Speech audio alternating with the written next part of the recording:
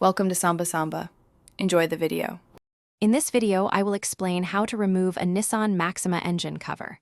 First, gather your tools, including a flathead screwdriver and a 10mm socket. Always ensure the engine is completely cool before you begin. This prevents burns and makes the plastic components less brittle. Identifying all the retaining clips and bolts is your crucial first step for a smooth removal process. Take a moment to visually inspect the cover's perimeter. Now, let's start detaching the fasteners. For the plastic clips, gently insert your flathead screwdriver under the center pin and pry it up.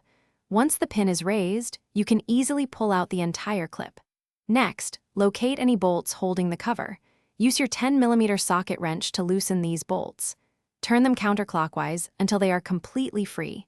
Keep all removed fasteners in a safe place. With all the clips and bolts removed, it's time to lift the engine cover. Gently grasp the cover from both sides and lift it straight upwards.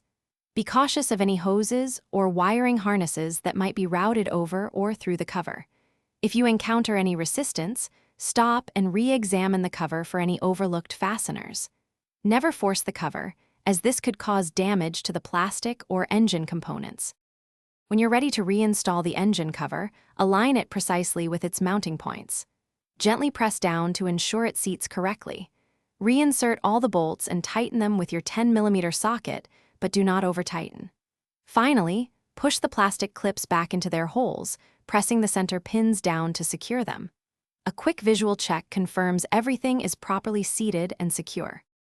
Thanks for watching. Consider subscribing if we helped you.